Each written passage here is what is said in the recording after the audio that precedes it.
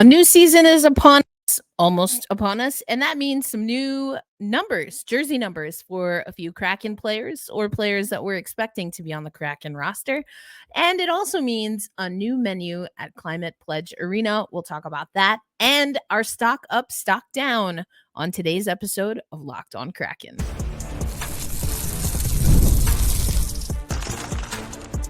You are Locked On Kraken, your daily podcast on the Seattle Kraken, part of the Locked On Podcast Network, your team every day. Hey, what do you say, Seattle hockey fans? Welcome to another episode of Locked On Kraken, part of the Locked On Podcast Network. My name, Erica L. Ayala, bringing you Kraken news. And we've been doing a stock up, stock down with our Locked On insiders. So today's the day where I reveal some of, well, first of all, the four stock up, stock down topics and some of the responses that I got from our insiders. But first, let me tell you that today's episode of Locked On Kraken brought to you by our friends at FanDuel. Now through September 22nd, all FanDuel customers can bet $5 and get a 3-week free trial of NFL Sunday Ticket from YouTube and YouTube TV. Visit FanDuel.com to get started. And how we'll start our show is with some news. First saw it over at Emerald City Hockey that there will be some players that will have new jersey numbers. And you can also find this if you take a look at the Kraken roster on NHL.com, which we'll get to in a little bit. But the two numbers that stood out, Ty Cartier switching from 52 to 12. Riker Evans will switch from 39 to 41. Emerald City Hockey tweeted last week per sources. But again, now you can find this on the website. Also mention that, of course, Pierre-Edouard Bellemare wore number 41 last year. It's a great Dave Matthews song. Isn't it just called Number 41? I like that song. Anyway, got distracted. So we kind of have been talking about this all off season, not expecting to see Pierre-Edouard Bellemare return. And it seems like Riker Evans has been given the green light to switch to number 41. Ty Cartier wore number 12 in the AHL and juniors. And so there you go. But if we take a look at the Seattle Kraken website, you get a sense for what the roster is going to be. And so, some names that are on the roster and numbers attached to them. So we have wearing number 11 for training camp, which will start next week, Brandon Biro, who is on the Firebirds, our AHL team. He's going to wear number 11. Berkeley Catton listed as number 27. Jagger Furkis, 57. David Goyette, number 88.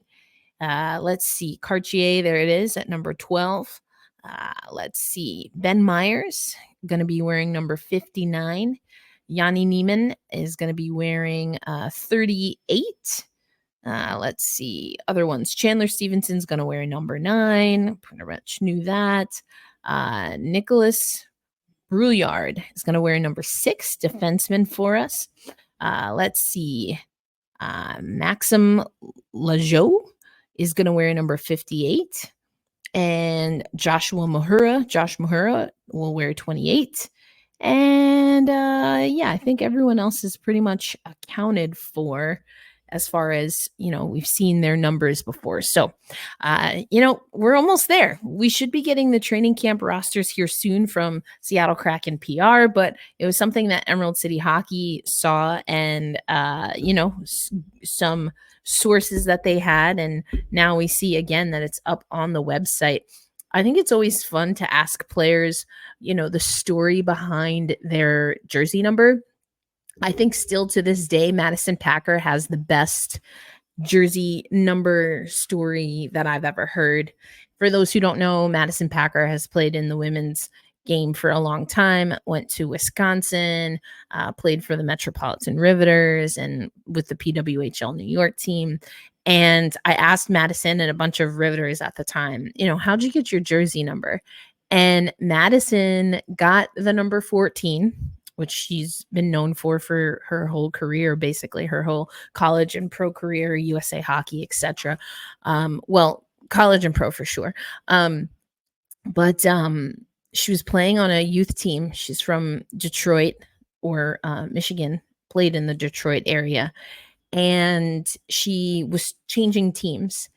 And there was a boy on her team that when she came into the locker room, he said something akin to, "Well, if she's playing on this team, I'm not playing. I'm not playing with a girl." So the coach said, "Okay, well, that's your decision. If that's what you want to do, take your jersey and give it to Packer. Give it to Madison. You're off the team." And so the that player left, and Madison was taping her name, Packer, on the back of the jersey until she finally got her own and has kept number 14 ever since. So I might have to add that to the repertoire at training camp, asking some players how they got their jersey numbers or what is the significance. We also know in the tragedy of the Goudreau brothers that we see some players switching numbers in honor specifically of Johnny Hockey himself. So it might be a good time to ask that question around the rink again. So, question of the day of the episode: what player jersey number story do you really like? What's your favorite? And or is there a player who you want to hear from with regard to their jersey number? Let me know in the comments, and I will be in Seattle finalizing some of the details as we speak. I'm a little bit worried. I know I've been talking about that 5K. I did not mean to keep my crutch in the background, but it is there actually. Speaking of background, let me put up the background that's supposed to be there. But yeah, been dealing with a little bit of an injury here. So hopefully I'll be healed up and ready to go by the time it's time for the 5K. I wasn't going to run anyway. So, I wasn't going to run it anyway, but now I definitely can't. I'm just proud to say I played some basketball this weekend. I did not hurt myself playing basketball, which I don't know if that's better or worse. It was just kind of a freak accident with my bicycle. So here's hoping that I heal up and that I can make it out to the 5K. But if not, I might have an extra registration for someone. But if you're going to the 5K, I know we have some insiders that have let me know they're going. So definitely want to see you there. I will root and cheer you on if I'm not able to participate. But looking forward to that for sure. Coming up next on Locked On Kraken, let's talk about something else that's going to be new at Climate Pledge Arena, and that is a new menu. Allison Lucan, our friends over at King, and plenty of others got to sample the new tastings at Climate Pledge Arena. So I'm going to just go through the new menu, and tell you what I'm most excited to try. That's coming up next on today's episode of Locked On Kraken. Today's episode of Locked On Kraken is brought to you once again by our friends at FanDuel. You've heard us talk a lot about FanDuel, America's #1 sportsbook. Well, we have something a little different for you. Now through September 22nd, all FanDuel customers can bet $5 and get a 3-week free trial of NFL Sunday Ticket from YouTube and YouTube TV. Then with a YouTube TV-based plan, you'll be able to watch every regular season Sunday afternoon out-of-market game. All you need is a Google account and a current form of payment, and you can cancel anytime. Now, if you head over to FanDuel, you make your bet. Take a look at the division odds for the Seattle Kraken. We're starting to get the preseason odds. A lot of people have the Kraken kind of in that 5 spot, and we're going to talk about that throughout the week. Can the Kraken move up a spot? Is that where they belong? Right now, Edmonton leads the way, followed by Vegas, Vancouver, the Kings, Seattle, and then the Flames. The Seattle odds to win the division right now are at plus 1,600. So maybe that's the bet that you use to get your NFL ticket. But just remember to visit fanduel.com and download America's #1 sportsbook. And as always, we wish you happy and safe betting.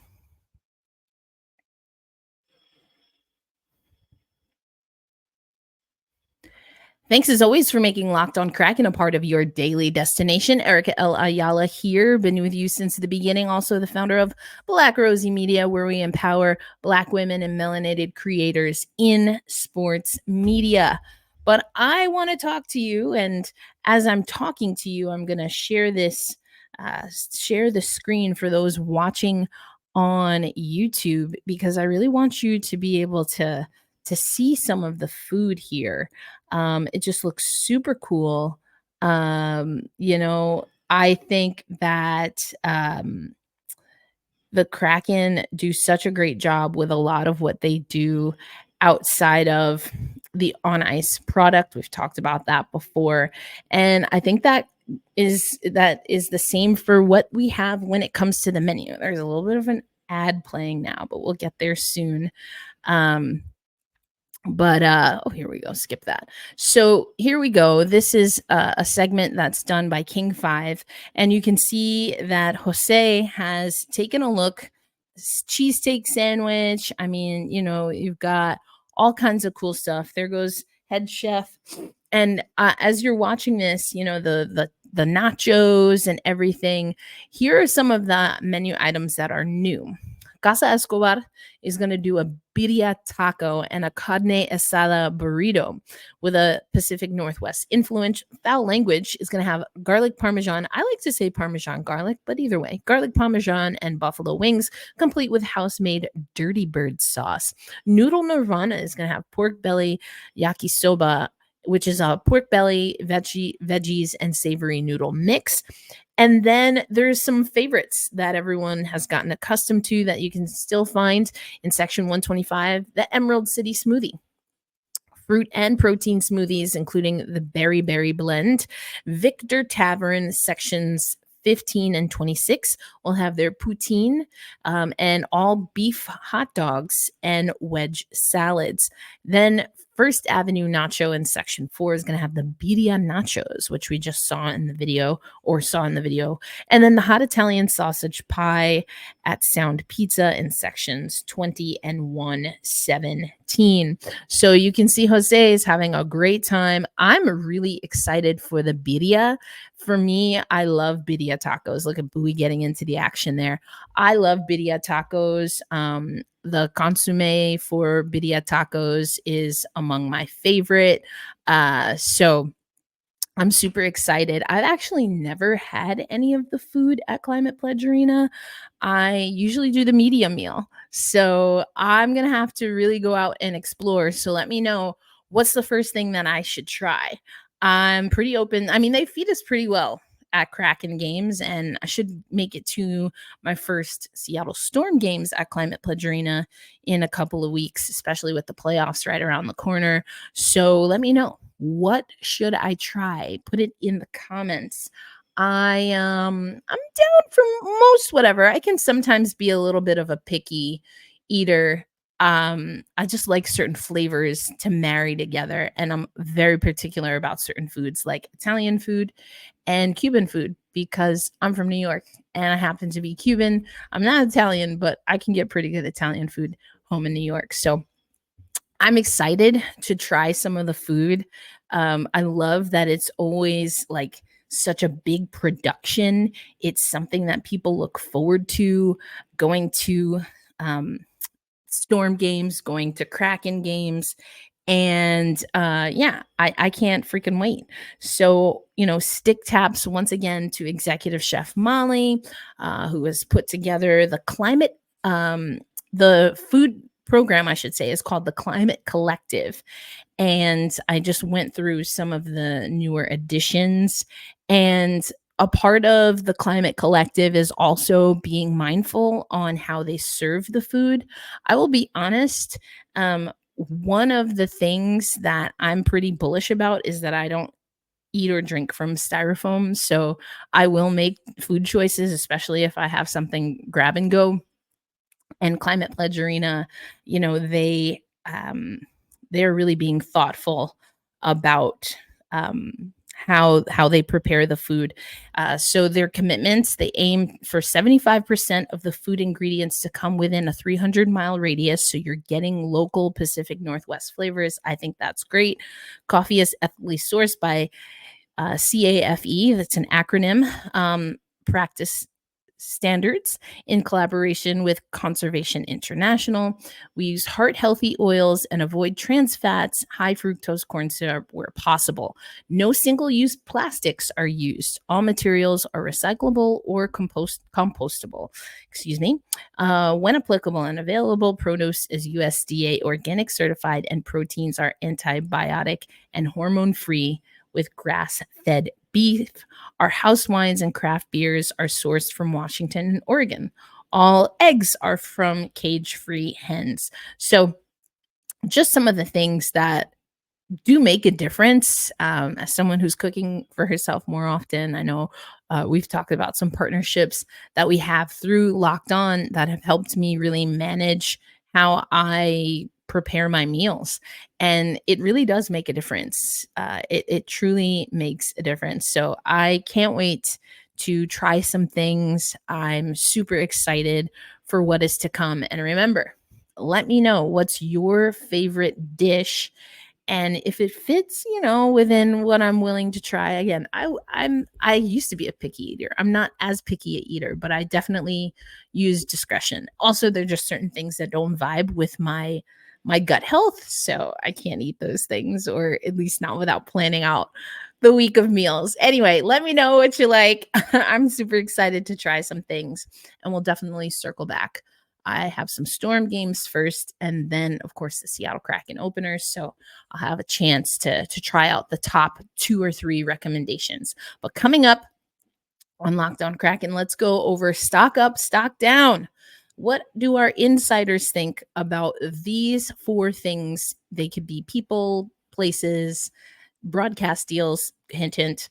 But the stock up, stock down options for this version of stock up, stock down. Jaden Schwarz, we're going to talk Jaden Schwartz, stock up or stock down.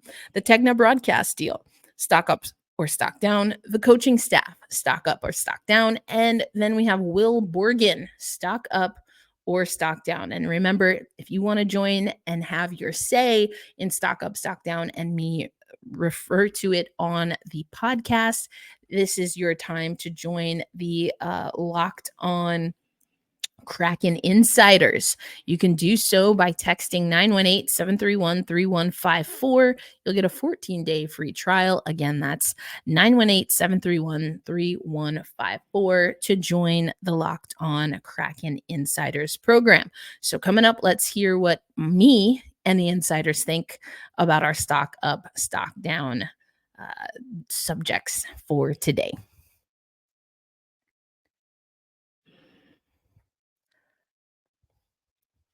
Want to thank you once again for making Locked On Kraken a part of your daily destination. We appreciate you tapping in. Want to remind you that you can also check out Locked On NHL. You make Locked On Kraken your first listen. Now go check out Locked On NHL. We had the women's hockey spotlight on Friday. And again, insiders, I've already sent you the new stock up, stock down, but we have logos. We have team names for the inaugural 6 is what they are being referred to. I personally am glad that they didn't go with original 6. I like that women's hockey can kind of have their own thing. So let me show you real quick, because it is a part of our stock up, stock down coming up. Spoiler alert.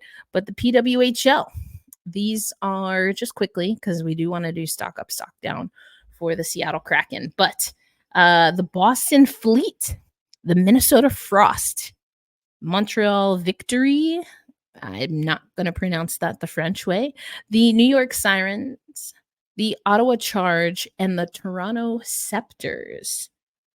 Thoughts on those? Stock up or stock down? That's actually the bonus stock up, stock down, but we'll talk about that for the insiders throughout this week and for everyone else next week. But okay, stock up, stock down. Again, Jaden Schwartz, Tegna regional broadcast deal.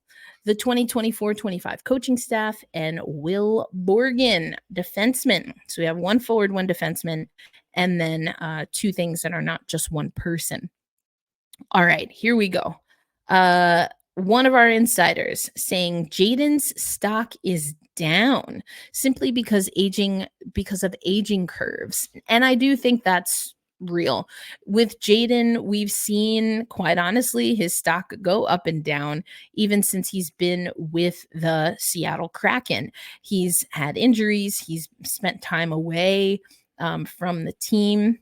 So if we look at Jaden's numbers for the Seattle Kraken, he played 37 games in season 1.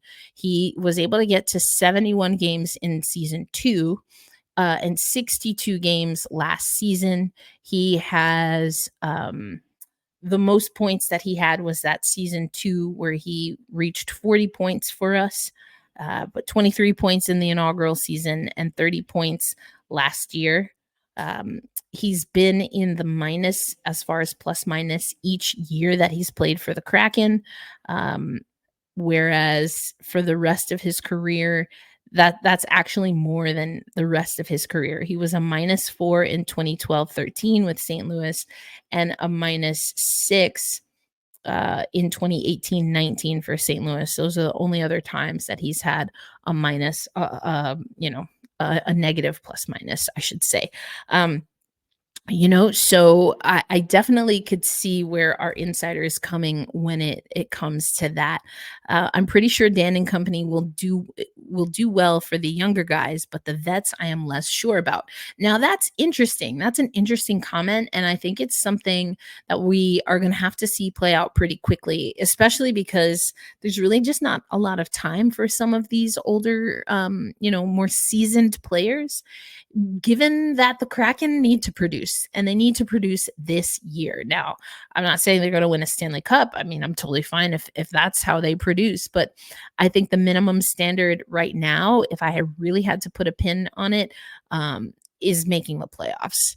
Now, is that going to happen? Is that even realistic? I think it's a little too early to tell, but this has to be a team that looks as though they are in contention. And there were just a lot of stretches last year where that just didn't seem to be the case. So I think that's really interesting. We don't talk enough about Jaden guy, but my gut says this could be a down year for old man Schwartz. Oh man, that's tough. But I kind of understand. But another one of our insiders says Schwartz up. Hopefully he can stay in the lineup, but he's our best net front guy by a mile. And that is, see, this is kind of the challenge that we have sometimes, a lot of times as the Seattle Kraken, is that we have guys, and I think Eberle for a lot of people falls into this category, maybe Yanni Gourde, maybe Brandon Tanev, maybe even Philip Grubauer, that they're our best guy at any one thing, and we haven't found a way to find someone better. There's a saying that goes, be the best in town till the best come round. Well, Jaden Schwartz probably is our best net front guy right now. I talked about it last year, definitely a little bit last year, and in season 2 as well, because you saw the net front presence. And when Jaden Schwartz isn't there, when Alex Wenberg isn't playing that game, that game doesn't exist for the Seattle Kraken. So I like this comment. The new coaching style should generate more offense and more opportunities for quote unquote ugly goals that are his specialty. That's an interesting comment as well, because we know Dan Bilesma wants to play fast, which another thing, I said this before training camp last year, it didn't come to fruition from my estimation, but I really want to see these guys getting good conditioning in training camp. Is that the role of the coaching staff? I mean, kind of yes and no, but I can give more details on that coming up throughout the week and as we get closer. As far as other comments on Jaden Schwartz before we move on, I think that's pretty much it. So let's move on to the coaching staff. Coaches unequivocally up. They did incredible work in Coachella Valley, and former Firebirds are going to be critical for success this year and going forward. Fast, exciting hockey is what this team needs. That's what we just talked about. Also, just continuing to work with Shane Wright is going to be huge for his development. Couldn't agree more. All right. Other insiders saying coaching stock up, but there may need to be some patience from fans and players when the season starts as systems change and the tempo of play increases. Uh, l- and the tempo of play increases likely lead to initial mistakes.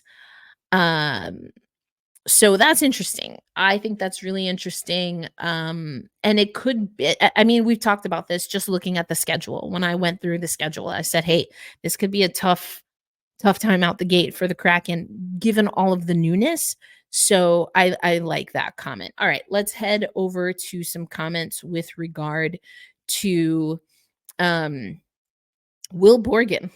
Will Good Billboard Borgen is stock down. The addition of Brandon Montour pushes him more clearly down the depth chart than before. I don't think Williams' job, William, I love that. I don't think Williams' job is in jeopardy or anything though, but the stock is down due to diminished opportunity.